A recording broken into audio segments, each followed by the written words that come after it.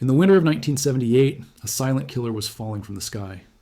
Somewhere above the frozen wilderness of northern Canada, a 5-ton Soviet satellite carrying enough enriched uranium to power a small nuclear reactor was plummeting toward Earth, completely out of control. The men in the Pentagon and the CIA headquarters in Langley watched their screens with growing horror as trajectory calculations updated every few minutes.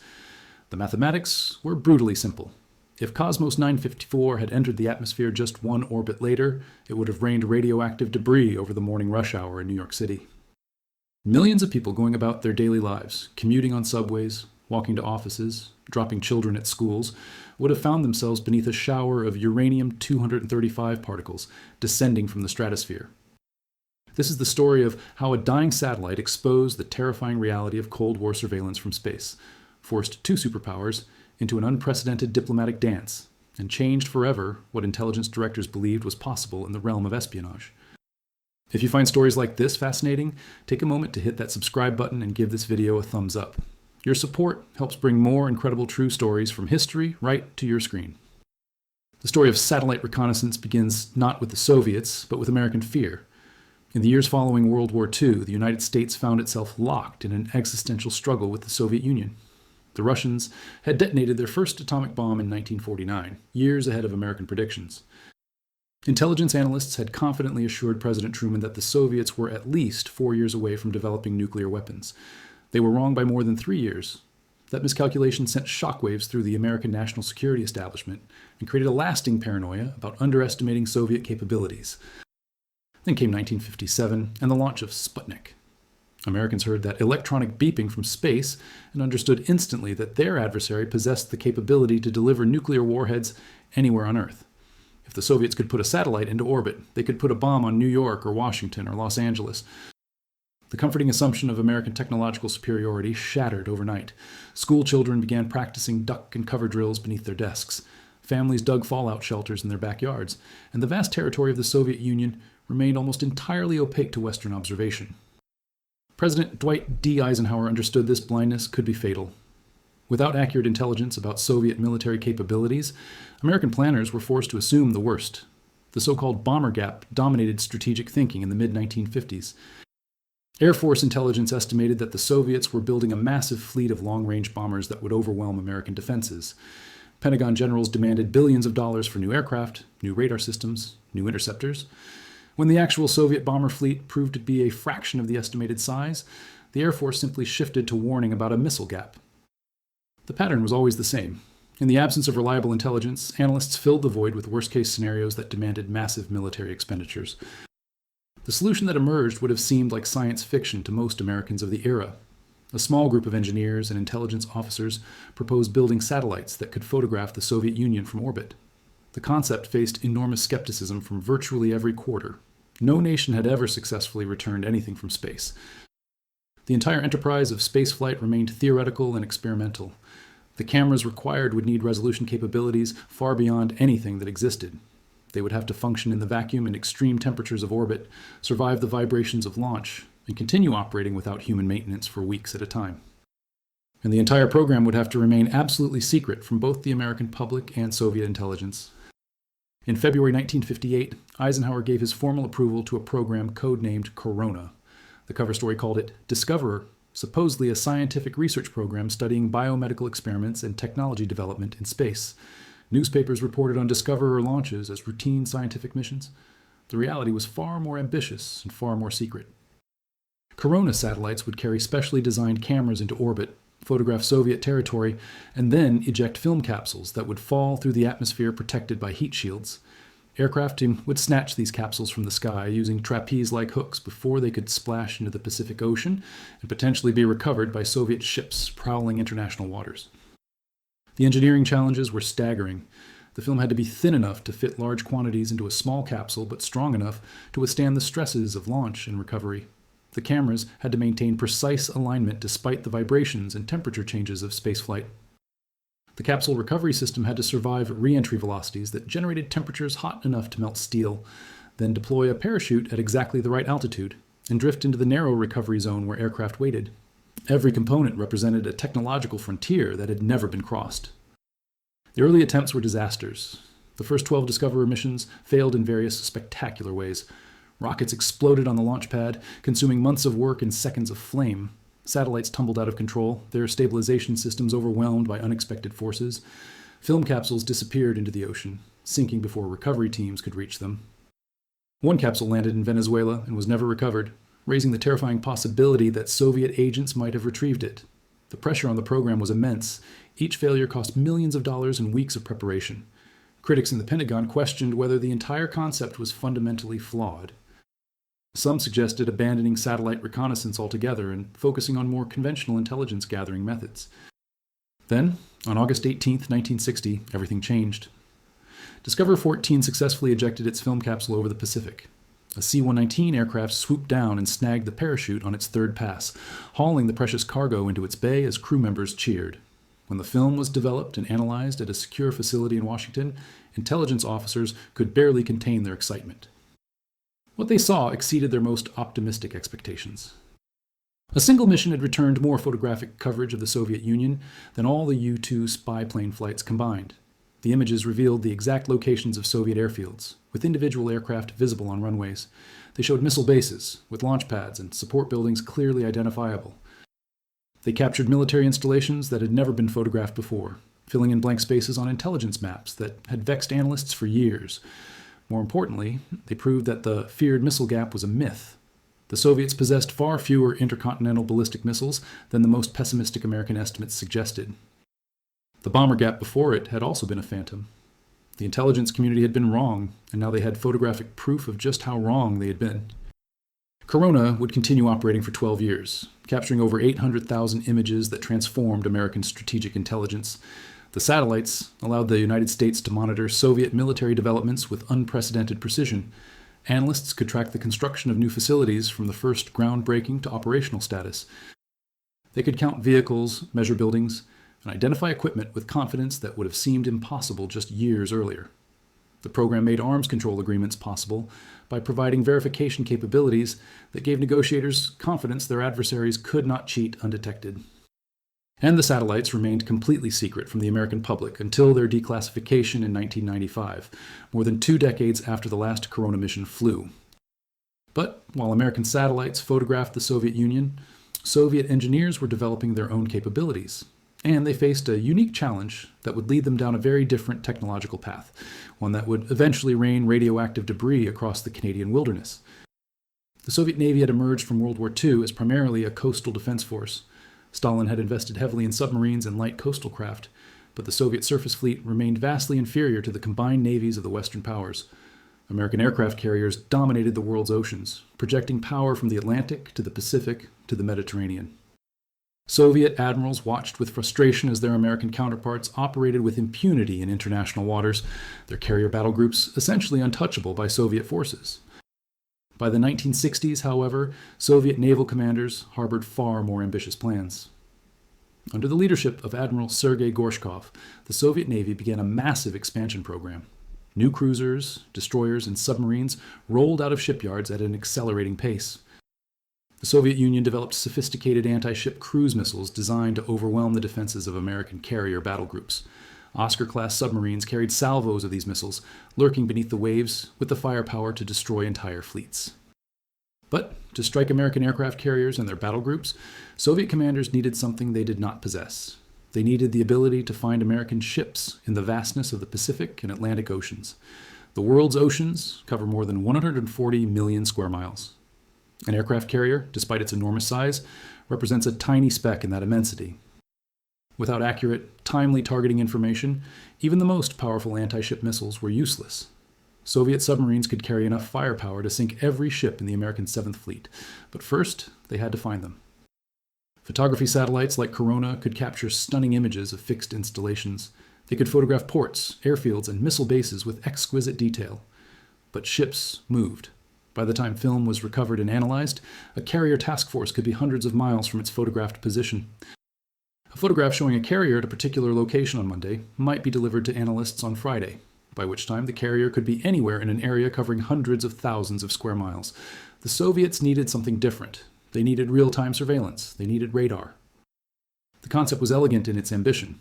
A satellite carrying a powerful radar could sweep the ocean surface, detecting the characteristic returns of large ships. The metallic hulls of warships reflected radar signals with distinctive signatures that could be distinguished from waves and weather. The data could be transmitted immediately to Soviet ground stations and relayed in near real time to submarine and aircraft commanders. No longer would American carriers enjoy the protection of oceanic vastness. They would be visible from space, their positions known to Soviet targeting computers, their movements tracked continuously as they steamed across open waters. But radar demanded enormous amounts of electrical power. The kind of radar that could detect ships from orbital altitude required kilowatts of continuous power. Solar panels could not provide enough electricity for the radar Soviet engineers envisioned, especially during the orbital night periods when no sunlight reached the spacecraft.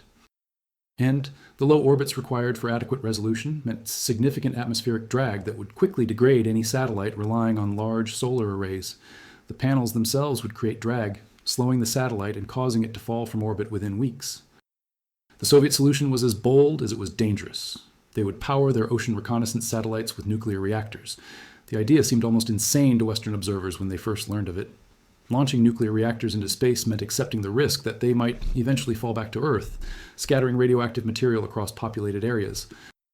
But Soviet engineers calculated that the benefits outweighed the risks. The strategic advantage of real-time ocean surveillance was worth the potential consequences of a reactor reentry.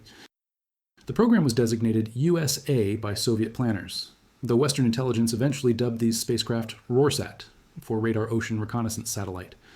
Each satellite carried a BES-5 thermionic nuclear reactor containing approximately 50 kilograms of highly enriched uranium-235. The same isotope used in nuclear weapons, enriched to more than 90% purity, the most dangerous form of nuclear material outside of weapons themselves. The reactor generated about 3 kilowatts of electrical power, enough to operate the satellite's side-looking radar as it swept the oceans below. From its inception, the Roarsat program incorporated safety measures designed to prevent nuclear contamination of Earth's surface. At the end of each satellite's operational life, typically after 3 to 4 months of operation, a small rocket motor would boost the reactor core into a much higher orbit, approximately 1,000 kilometers above Earth. At that altitude, the reactor would continue circling the planet for centuries, allowing time for its radioactive isotopes to decay before eventually returning to the atmosphere.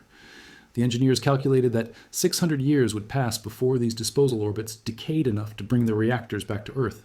By then, the most dangerous isotopes would have decayed to harmless levels. The first operational Roarsat launched in 1973. Over the following years, Soviet operators became increasingly confident in their ocean surveillance capabilities. The satellites provided targeting data for cruise missiles carried by Oscar-class submarines and Kirov-class battlecruisers. During major NATO exercises, Roarsat satellites tracked Western fleet movements with unnerving precision. American naval commanders began to understand that the vast oceans no longer provided the anonymity they once had. Somewhere above them, Soviet radars swept the seas continuously, relaying their positions to submarine commanders who might be preparing for the first strikes of World War III. The Roarsat program proved particularly valuable during moments of international tension. During the 1982 Falklands War, Soviet satellites tracked British naval forces as they sailed to retake the islands from Argentina. Soviet admirals watched in real time as the British fleet assembled and deployed, gaining unprecedented insight into Western naval operations. The targeting data would have allowed Soviet forces to devastate the British task force if the Cold War had suddenly turned hot. On September 18, 1977, a Cyclone 2 rocket lifted off from the Baikonur Cosmodrome in the arid steppes of Kazakhstan, carrying Cosmos 954, the latest in the Roarsat series. The launch proceeded flawlessly. The satellite separated from its booster and settled into its operational orbit, approximately 260 kilometers above Earth. Its radar antennas deployed successfully. Its nuclear reactor powered up and began generating electricity. Ground controllers confirmed that all systems were functioning normally. Cosmos 954 began its mission of scanning the Atlantic and Pacific Oceans for American warships, adding another node to the Soviet ocean surveillance network. Almost immediately, something went wrong. Within weeks of launch, American tracking systems noted unusual behavior from Cosmos 954. The satellite's orbit was decaying more rapidly than expected. Atmospheric drag at orbital altitude is minimal but not zero. Trace amounts of atmosphere extend hundreds of miles above Earth's surface. Over time, this tenuous air slows satellites, causing their orbits to decay. Engineers designed satellites with sufficient altitude margins to complete their missions before atmospheric drag becomes critical. But Cosmos 954 was losing altitude faster than its designers had anticipated. By November, the decay had become pronounced. Then, in early December, North American Aerospace Defense Command observed something alarming. Cosmos 9054 was making erratic maneuvers, its altitude changing by as much as 50 miles as Soviet operators apparently struggled to maintain control. The satellite would fire its thrusters, gain altitude, then drift back down. The pattern suggested that ground controllers were fighting a losing battle against some fundamental malfunction. In Langley, Virginia, CIA analysts reviewed the tracking data with growing concern. They knew what Cosmos 954 carried. Intelligence had identified the satellite as a RORSat almost immediately after launch. They knew about the nuclear reactor, about the enriched uranium, about the safety systems designed to boost the reactor into a disposal orbit. And they knew what it meant if Soviet operators could not stabilize the satellite. If the reactor could not be separated and boosted to a higher orbit, it would eventually re-enter the atmosphere carrying its full load of nuclear material. The intelligence community activated emergency protocols. Teams at the Department of Energy began calculating potential scenarios. What would happen if the satellite came down over a city? Over farmland? Over water? How would the reactor behave during re-entry? Would it survive intact, creating a localized contamination zone? Or would it disintegrate in the atmosphere, spreading radioactive particles across thousands of square miles? The Nuclear Emergency Search Team, known as NEST, was placed on standby. NEST had been created in 1974 specifically to respond to nuclear emergencies, whether from terrorist attacks, accidents, or other threats. The team included scientists from the nation's nuclear weapons laboratories, technicians experienced in handling radioactive materials, and specialists in radiation detection and environmental monitoring. They had trained for scenarios involving nuclear devices in American cities. Now they faced the possibility of responding to radioactive debris falling anywhere on Earth. National Security Advisor Zbigniew Brzezinski began preparing briefings for President Jimmy Carter. Carter was a former nuclear submarine officer who understood the technical details of reactor physics. Brzezinski knew the president would ask pointed questions about radiation hazards, contamination patterns, and response capabilities. He also knew that the situation posed unprecedented diplomatic challenges. How do you ask your Cold War adversary for help preventing a nuclear accident without revealing the extent of your intelligence about their secret military programs? On January 6, 1978, Soviet ground controllers lost attitude stabilization for Cosmos 954. The satellite was now tumbling uncontrollably through its ever-lowering orbit. Each pass around Earth brought it closer to the upper atmosphere. Each calculation narrowed the window of possible re-entry points, but could not predict with precision where the satellite would finally come down. The physics of orbital mechanics made accurate prediction nearly impossible until the final hours. Small variations in atmospheric density, solar activity, and the satellite's orientation as it tumbled all introduced uncertainties that compounded over each remaining orbit. Brzezinski summoned Soviet Ambassador Anatoly Dobrynin to the White House on January 12th. Dobrynin was a skilled diplomat who had served in Washington for more than a decade and had developed extensive contacts throughout the American government. He was also a trained aerodynamicist who understood immediately the gravity of the situation. When Brzezinski raised the subject of Cosmos 954, Dobrynin recognized the technical implications without needing explanation. Brzezinski pressed for details. How enriched was the uranium aboard Cosmos 954? Could the reactor reach critical mass upon re-entry? Could there be a nuclear explosion? These questions reflected genuine uncertainty within the American intelligence community. While analysts had identified the satellite as a RORSat and understood the general parameters of Soviet reactor technology, they lacked specific information about this particular spacecraft's nuclear inventory and design features. Dobrynin provided what assurances he could. The reactor could not explode like a nuclear bomb.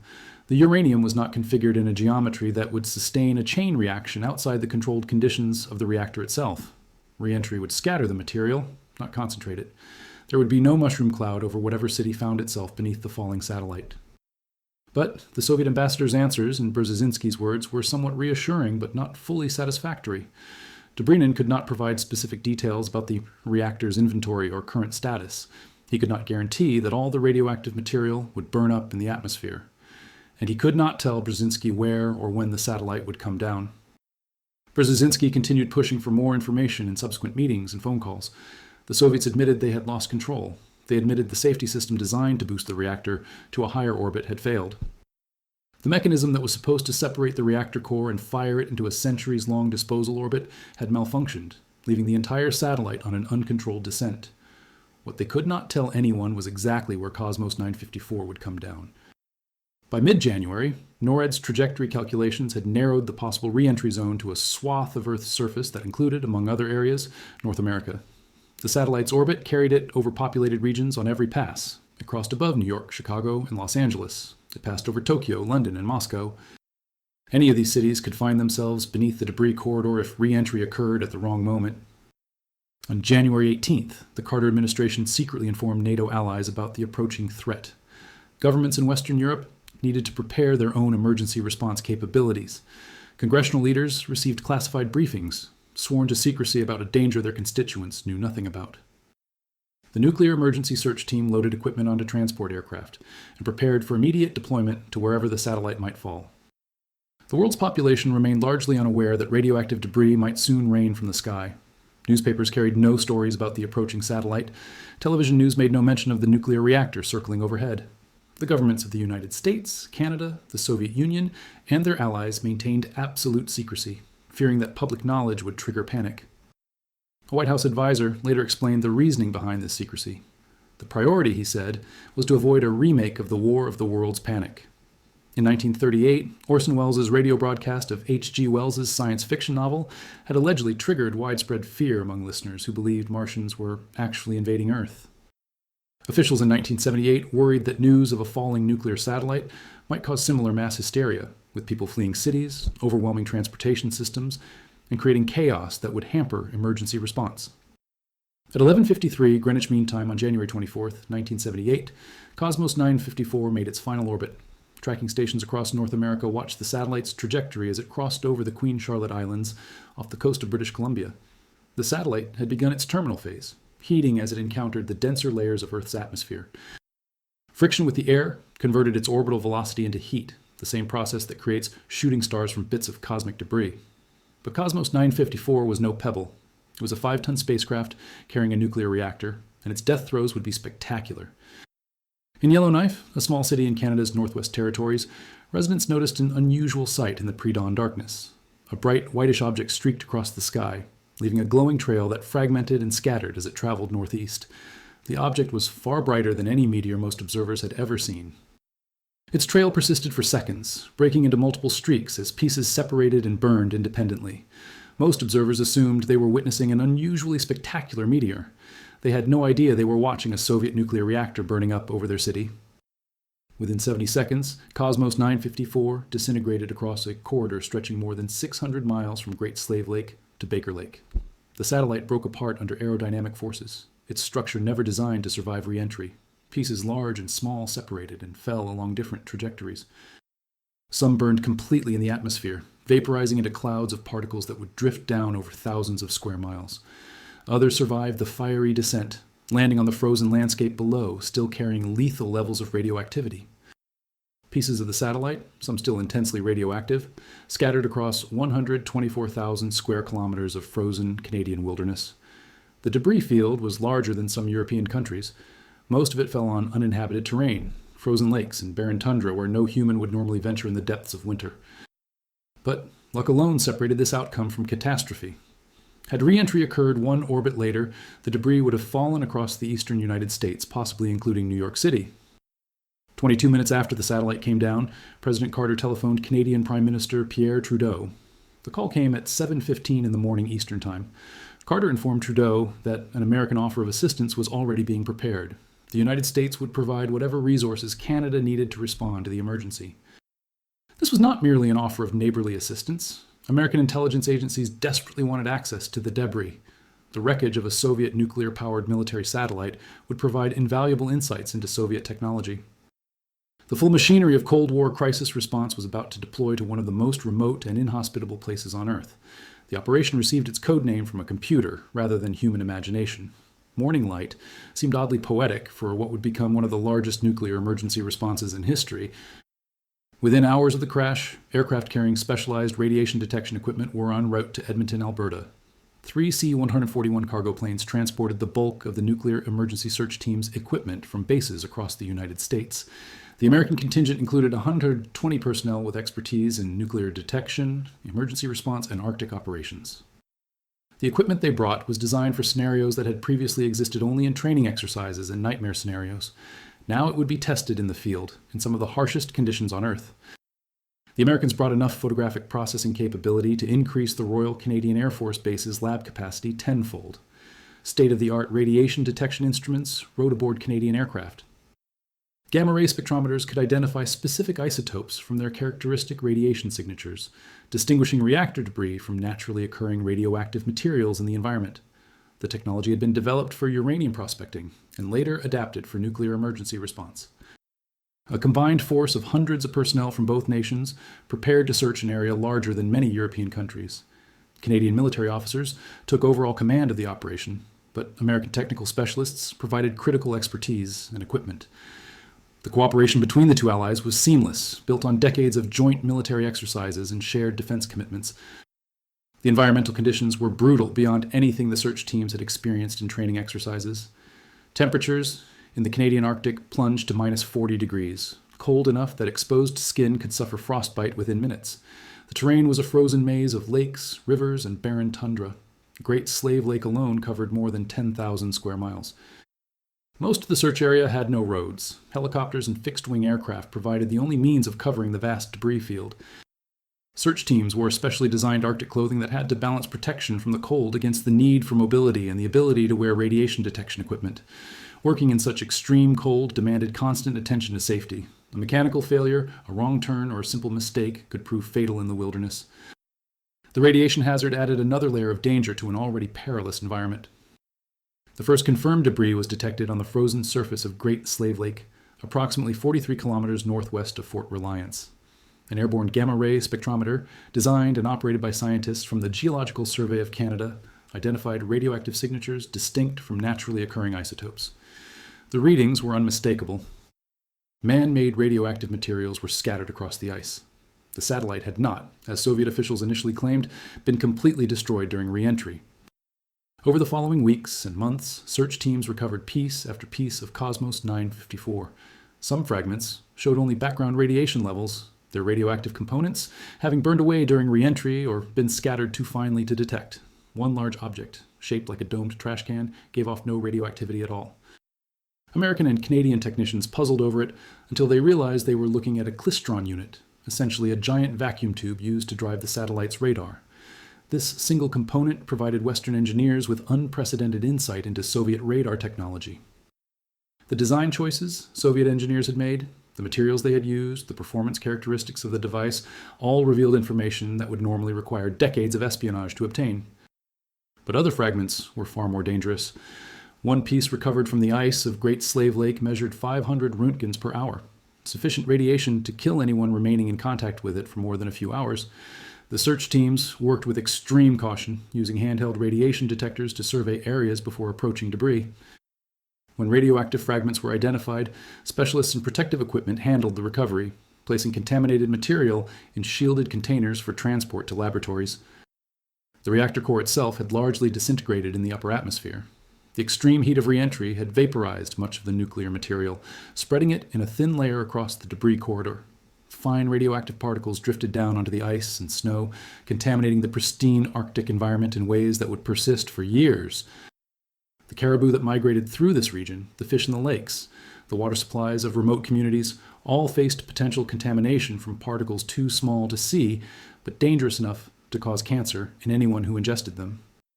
Operation Morning. Light continued in two phases. The first ran from January 24th until April 20th, when spring breakup made ground operations impossible.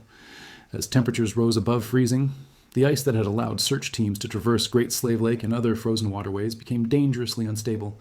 Helicopters could still fly, but ground searches had to cease until winter returned.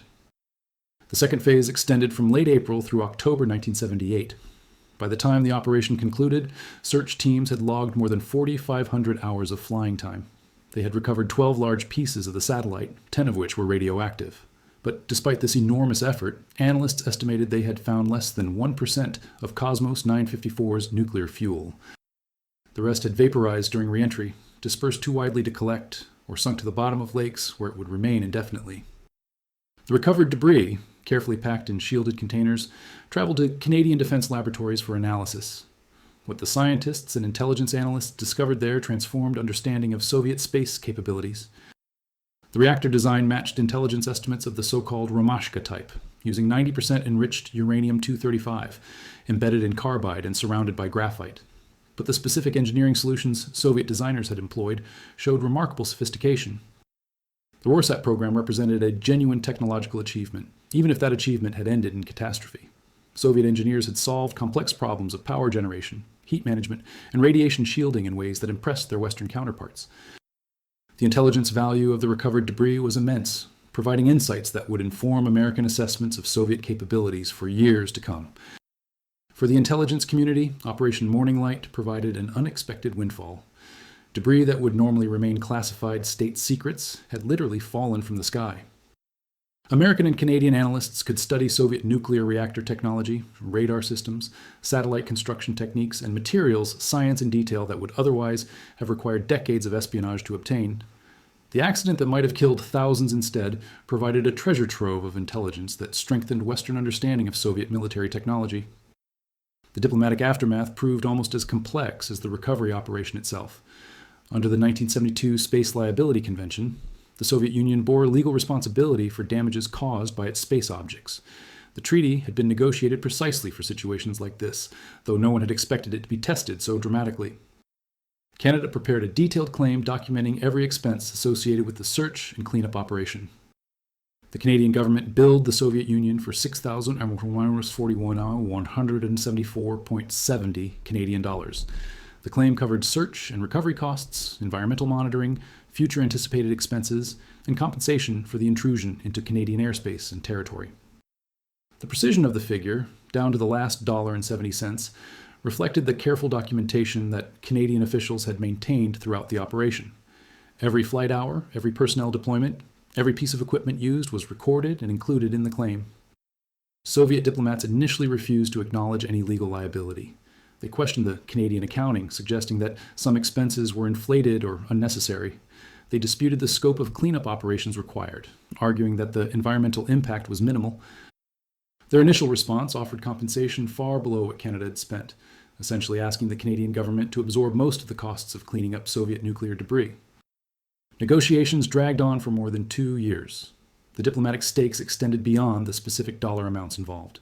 Canada wanted to establish a clear precedent that nations launching hazardous materials into space bore responsibility for the consequences when those materials fell to Earth. The Soviet Union wanted to limit its liability and avoid setting precedents that might prove costly if future accidents occurred. Both sides recognized that the outcome would influence international space law for decades to come. Finally, in April 1981, Canadian Ambassador Geoffrey Pearson and Soviet Deputy Minister of Foreign Affairs M.S. Rysov signed a protocol in Moscow. The Soviet Union agreed to pay 3 million Canadian dollars in full settlement of all claims. The agreement carefully avoided any explicit admission of legal liability. Soviet officials could claim they had made a voluntary payment to maintain good relations with Canada, not that they had been compelled to compensate for wrongdoing. The settlement represented a compromise that satisfied neither party entirely. Canada had spent far more than $3 million on the cleanup operation, with total costs exceeding $12 million by some estimates. The Soviet Union had paid far more than it initially offered, more than triple its first proposal. Both governments had strong incentives to prevent the dispute from escalating into a broader diplomatic crisis that might disrupt other aspects of superpower relations. The Cosmos 954 incident sent shockwaves through the international community. The United Nations Committee on the Peaceful Uses of Outer Space established a working group to study nuclear-powered satellites. Proposals emerged for banning nuclear reactors in low Earth orbit altogether, requiring that any nuclear materials launched into space be confined to orbits high enough to prevent re-entry for thousands of years. The Carter administration publicly called for prohibition of satellites carrying radioactive materials, though this position conflicted with American military programs that also considered nuclear power for spacecraft. None of these initiatives succeeded in ending the Rorschach program. The Soviet Union continued launching nuclear-powered ocean reconnaissance satellites throughout the 1980s, judging that the strategic benefits of real-time ocean surveillance outweighed the risks of another accident. And accidents continued to occur, each one raising the same questions about the wisdom of placing nuclear reactors in unstable orbits. In late 1982, Cosmos 1402 experienced a similar failure to Cosmos 954. Its reactor could not be boosted to a safe disposal orbit when the satellite's operational life ended. This time, however, Soviet operators managed to separate the reactor core from the rest of the spacecraft before re-entry. The separation allowed the two pieces to fall at different times and places. When Cosmos 1402 re-entered the atmosphere on February 7, 1983, the reactor core splashed down safely in the South Atlantic Ocean, far from any populated area. Had the re-entry occurred 20 minutes earlier, the debris would have fallen on Switzerland, one of the most densely populated countries in Europe. Cosmos 1900, launched in December 1987, also suffered a primary system failure that prevented normal disposal of its reactor. The main ejection mechanism refused to fire, leaving the reactor attached to a satellite whose orbit was decaying toward Earth. Fortunately, engineers had installed a backup ejection mechanism after the Cosmos 954 disaster. This backup system succeeded in pushing the reactor core into an orbit 80 kilometers below its intended altitude, but still high enough to delay re-entry for centuries. The near miss prompted renewed debate about the safety of nuclear-powered satellites. The final Roarsat satellite launched on March 14, 1988. After more than 20 years and 39 launches, the Soviet Union finally concluded that the risks of nuclear-powered ocean surveillance satellites outweighed their benefits. The program that had begun with such strategic ambition ended with a quiet acknowledgement of its dangers. No announcement accompanied the decision. The satellites simply stopped launching, and Soviet naval officers had to find other ways to track American carriers across the world's oceans. But the legacy of Cosmos 954 and its sister satellites extends far beyond their operational lifetimes. Approximately 940 kilograms of highly enriched uranium now orbits Earth in the spent reactor cores of successfully disposed Roarsat satellites. These reactors circle the planet at approximately 1,000 kilometers altitude, where they will remain for 600 years or more before finally returning to the atmosphere. Whether humanity will still exist to deal with their return, and whether our descendants will possess the technology to safely manage radioactive debris falling from orbits established during the Cold War, no one can say. The cooling systems of these reactors pose an additional hazard that was not fully appreciated when the program operated. Liquid sodium-potassium alloy circulated through the reactor cores to carry heat to the thermoelectric generators. When space debris strikes these aging satellites, puncturing their coolant loops, the sodium-potassium escapes into space. The liquid metal quickly solidifies in the vacuum, forming frozen droplets each a centimeter or more in diameter. These metal globules become space debris themselves, adding to the growing cloud of human-made objects orbiting Earth that threatens operational satellites. For the indigenous communities of Canada's Northwest Territories, the legacy of Cosmos 954 proved far more personal and enduring than policy debates in Geneva or Moscow. The Dene people, whose traditional lands received the heaviest debris fall, have lived with the aftermath for decades. Their ancestors hunted caribou and fished in Great Slave Lake for thousands of years before Soviet engineers launched satellites or American strategists developed carrier battle groups. The Cold War meant nothing to communities whose lives centered on the land and its rhythms. Yet the Cold War came to them anyway, in the form of uranium particles scattered across their hunting grounds. Studies have documented elevated cancer rates in communities near the debris corridor. Questions about long-term health effects have never been fully resolved. The fine particles that vaporized during re-entry and drifted down across the landscape were too small to collect, too dispersed to map precisely, and too numerous to account for individually. They entered the food chain through caribou grazing on contaminated vegetation, through fish swimming in contaminated waters, through drinking water drawn from contaminated sources. The Canadian government's initial response to concerns from Indigenous communities mirrored the broader pattern of dismissal that characterized official attitudes throughout the Cold War era. Authorities assured local residents that the scattered particles posed minimal risk. They emphasized that radioactive fragments would pass through the digestive system without causing harm if accidentally ingested. They minimized the possibility of long-term contamination, citing scientific studies that measured radiation levels at specific points without accounting for cumulative exposure over years of living on the land. These assurances rang hollow to communities that depended on the land for hunting, fishing, and traditional ways of life. The caribou that migrated across the debris corridor ate vegetation that grew in soil contaminated with uranium particles. The fish in Great Slave Lake lived in water where radioactive debris had sunk to the bottom and would remain for centuries. The water that flowed through a landscape dusted with uranium particles carried contamination from place to place in ways that no survey could fully map.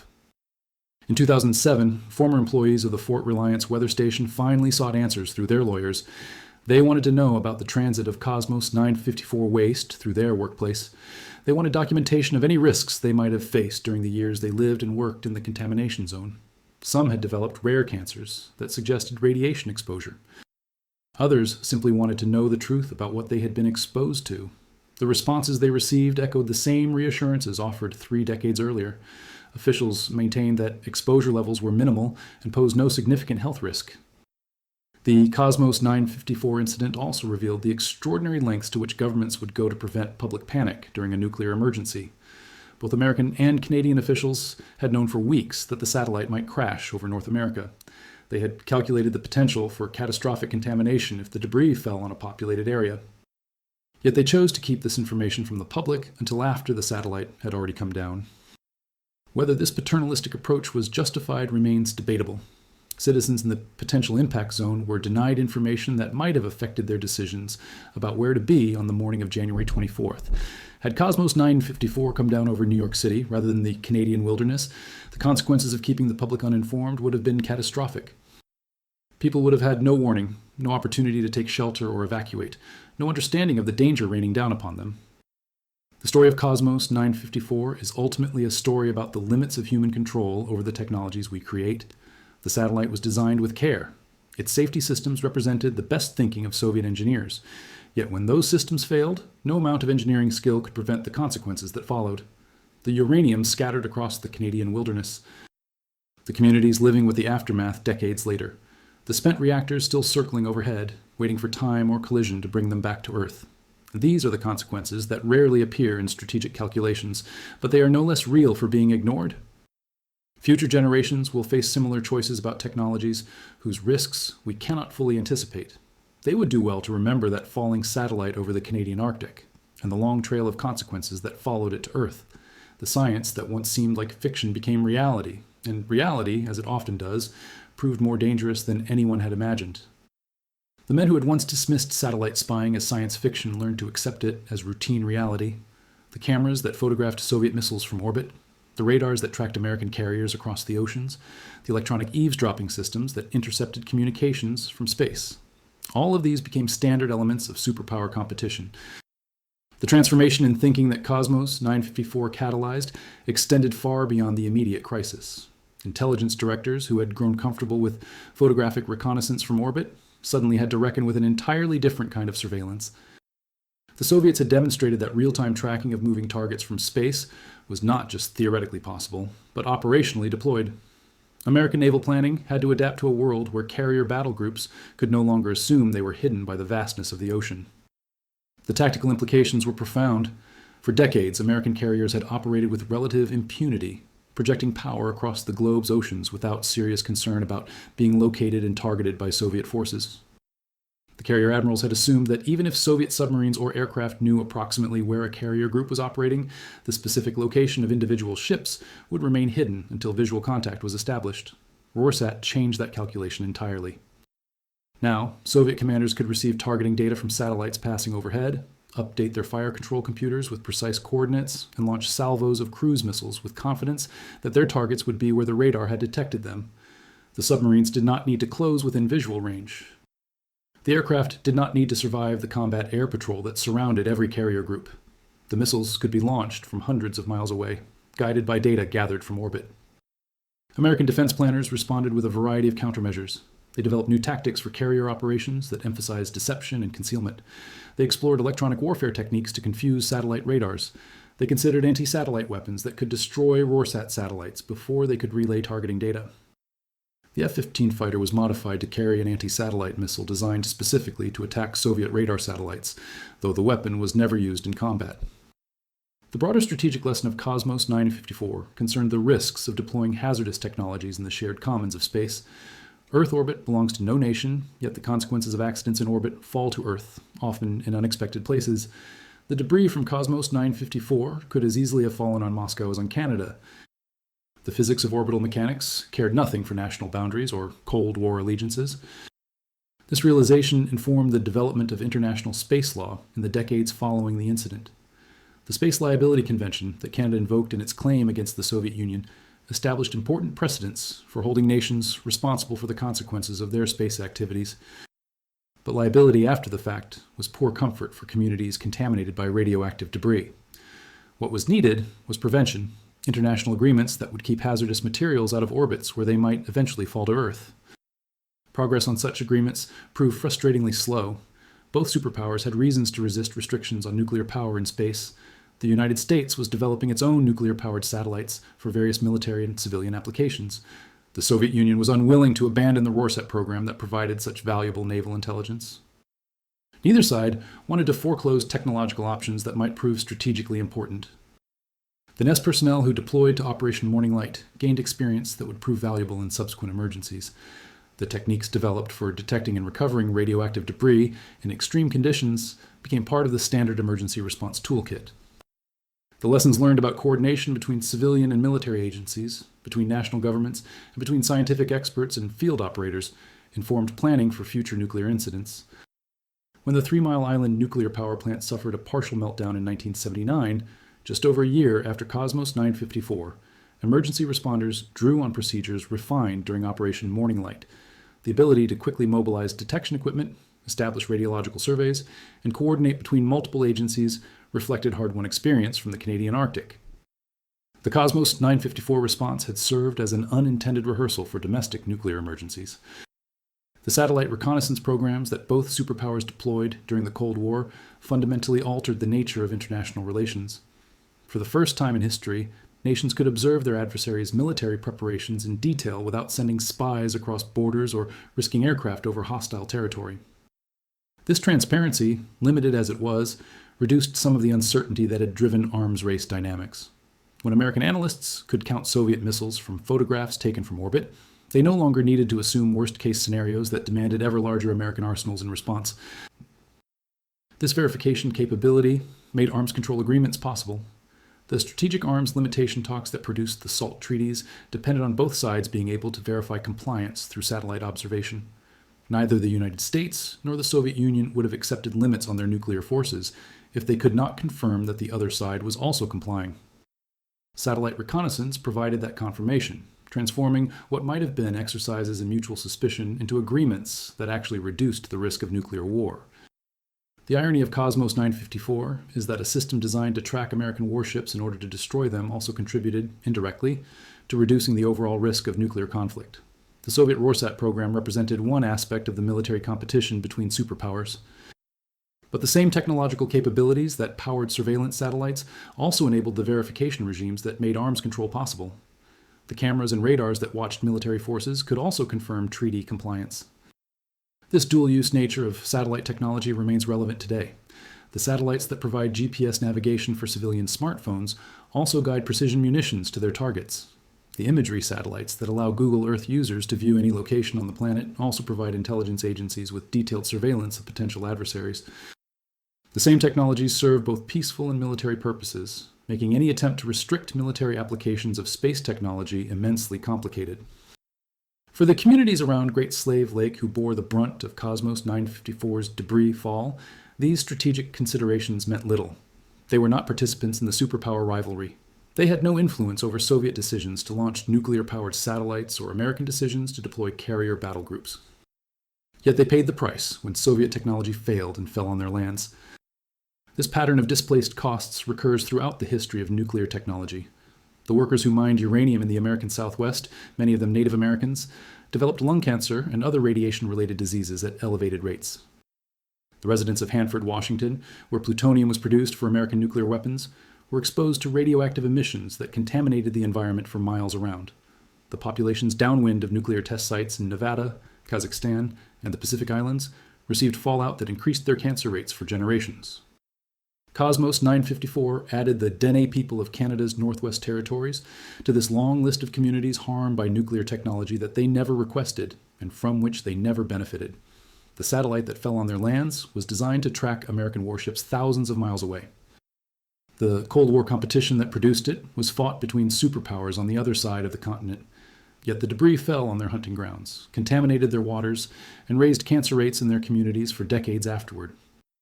The Canadian government's response to these concerns evolved slowly over the years. Initial dismissals of health risks gave way to acknowledgement that contamination had occurred. Compensation programs were established, though they never fully addressed the losses suffered by affected communities. Monitoring programs tracked radiation levels in the environment, though questions remained about the adequacy of these efforts. In recent years, a new generation has sought to tell the story of Cosmos 954 from the perspective of those most directly affected. podcasts and documentaries have examined the long-term impacts on Dene communities, giving voice to perspectives that were largely absent from official accounts focused on technical and diplomatic aspects of the incident. These narratives challenge the triumphalist framings that emphasize successful emergency response while minimizing ongoing harms to indigenous communities. The debris of Cosmos 954 continues to decay in the Canadian wilderness, its uranium slowly transmuting into daughter isotopes that will themselves decay over thousands of years. The timeline of nuclear contamination operates on scales that dwarf human lifespans and political careers. The decisions made during the Cold War will affect communities for centuries, long after the strategic calculations that drove those decisions have become historical curiosities. Nearly 5 decades after Cosmos 954 burned through the Arctic sky, its story continues to resonate. In an era of renewed great power competition, when nations are once again developing and deploying advanced space capabilities, the satellite's fate serves as a reminder of how quickly confident assumptions can give way to crisis. The engineers who launched Cosmos 954 in September 1977 had no expectation that their satellite would crash in Canada 4 months later. The intelligence officers who tracked the satellite's failing orbit in December had no certainty about where or when it would come down. This uncertainty is inherent in complex technological systems. It cannot be engineered away entirely. The safety systems on Cosmos 954 were designed by competent engineers working with the best available knowledge and technology, yet multiple failures aligned to produce exactly the disaster those systems were meant to prevent. Such alignments of failure modes are never impossible, merely improbable, and improbable events eventually occur, given enough opportunities. The space environment today is far more crowded than it was in 1978. Thousands of operational satellites circle the Earth, along with millions of pieces of debris ranging from spent rocket stages to paint flecks. Each of these objects represents a potential hazard, either to other spacecraft or, in the case of objects in low orbits, to populations on the ground when they eventually re-enter the atmosphere. The nuclear reactors boosted to disposal orbits by successful Rörsat missions remain a particular concern. Their eventual return to Earth is inevitable, whether through natural orbital decay centuries from now or through collision with debris that could accelerate their descent. The international community has no plan for managing these eventual returns. The technology to safely retrieve or destroy objects in orbit remains undeveloped. The problem has been deferred to future generations without any assurance that those generations will possess the capability to address it.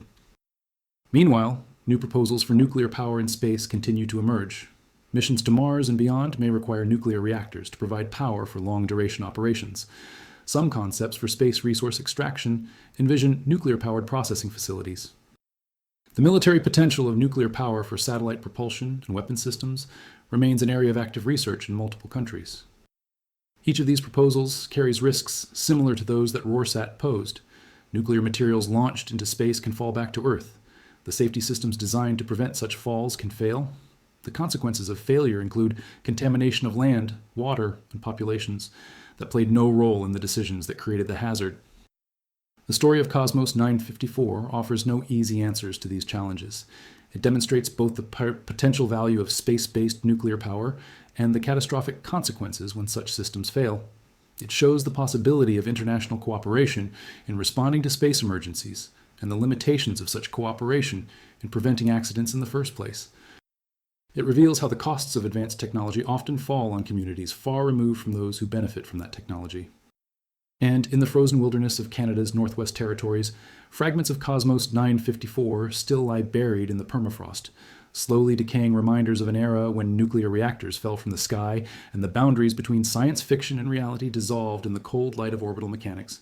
The caribou still migrate across lands dusted with uranium particles. The fish still swim in Great Slave Lake, where radioactive debris settled to the bottom and will remain for centuries. And the Dene people still live on ancestral lands that bear invisible scars from a Cold War fought between powers that never asked their permission to make their homeland a debris field. This is the legacy of Cosmos 954, not just a technical failure or a diplomatic incident, but a reminder that the technologies we create serve human purposes and produce human consequences. The satellite that was designed to track American warships ended its existence scattered across traditional hunting grounds. The reactor that was supposed to boost itself to a safe orbit instead vaporized in the atmosphere, leaving traces of uranium-235 in the snow where caribou grazed. The Cold War has ended, but the satellites remain. The reactors orbit silently overhead, their uranium slowly decaying, their eventual return to Earth a mathematical certainty postponed by orbital mechanics. And somewhere in the archives of intelligence agencies on both sides of what was once the Iron Curtain, the files on Cosmos 954 gather dust, a reminder of an era when superpowers played a dangerous game with nuclear technology in the heavens above, and the price of that game was paid by people who never knew they were players until radioactive debris fell from the sky onto their homes.